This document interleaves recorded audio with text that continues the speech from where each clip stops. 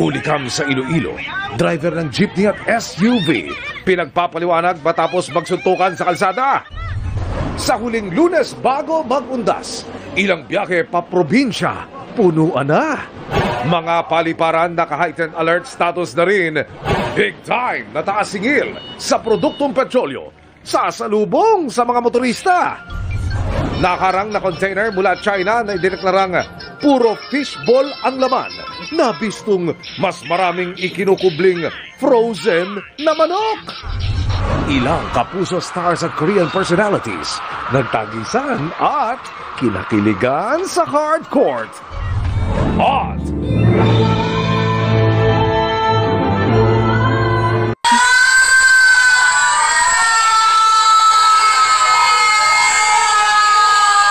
pinusuang malaanghel na boses ni Sangre Dea, Angel Guardian, na inawit ang theme song ng Encantadia Chronicles, Sangre na Bagong Tadhana, kasama ang Philippine Philharmonic Orchestra.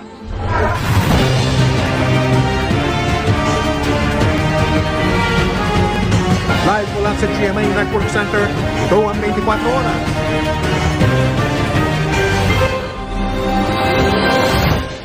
Magandang gabi po, Luzon, Visayas at Mindanao.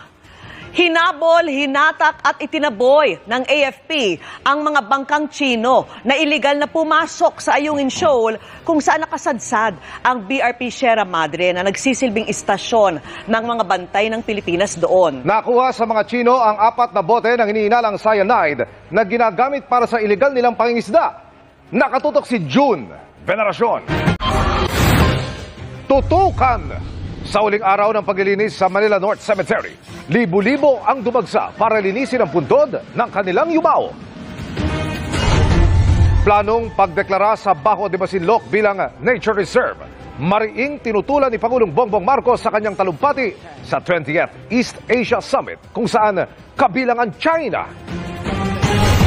At ihanda na ang mga panlamig dahil opisyal nang idineklara ng Pag-asa ang pagsisimula ng Amihan Season. Yan at iba pang mga balita sa pagbabalik ng 24 Oras.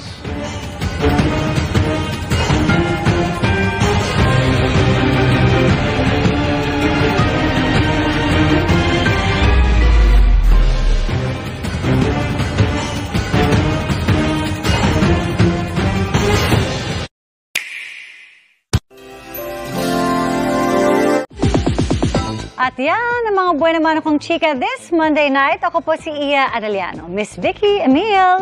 Thank you, Iya. Salamat, Iya. At yan ang mga balita po ngayong Lunes. 59 na araw na lang, Pasko na. Ako po si Vicky Morales para sa mas malaking misyon. Para sa mas malawak na paglilingkod sa bayan, ako po si Emil Sumangil. Mula po sa GMA Integrated News, ang News Authority ng Pilipino, nakatuto kami 24 oras.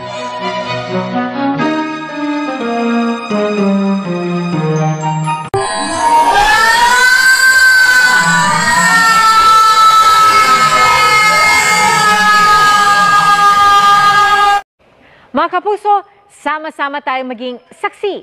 Mag-subscribe sa GMA Integrated News sa YouTube at para sa mga kapuso abroad, samahan niyo kami sa GMA Pinoy TV at sa www.gmanews.tv.